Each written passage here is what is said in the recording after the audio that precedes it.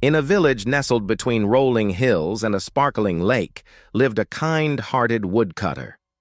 Every morning he woke up before sunrise and ran to his workshop to begin his work. But every morning was different, because as soon as the first rays of sunlight touched the lake, a thick mist would rise from its surface, blanketing the village in an eerie fog. The villagers were too afraid to venture out in this mist, for they believed it hid the passage to the underworld. So they stayed indoors, drawing their windows shut until the sun burned the mist away. But one day the woodcutter's axe slipped and hit his finger. Blood trickled down his hand, and in a moment of pain and anger, he wished for it to be healed. Suddenly the air around him grew cold, and when he looked up, he saw a woman standing before him, her eyes glowing like embers in the fog.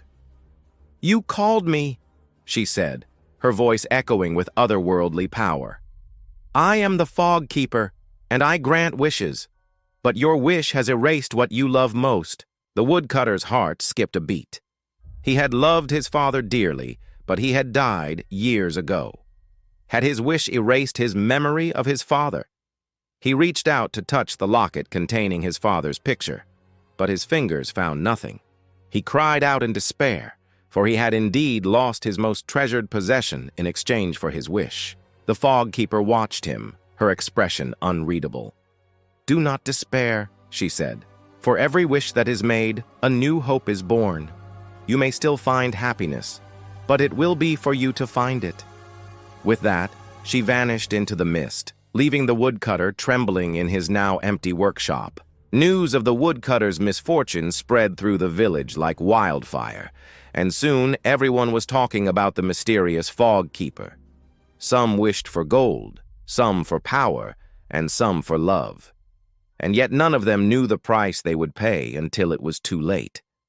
As the years passed, the villagers grew weaker and more desperate. Their wishes had stripped them of their humanity, and now they were ready to do anything to get it back. They begged the Fog Keeper to restore what she had taken from them, but she only shook her head. "You have forgotten the most important lesson," she said. "The greatest treasure is not gold or power or love, but the memories that make us human." The villagers looked at each other, ashamed and afraid. They had traded their memories for trinkets and baubles, and now they were paying the price.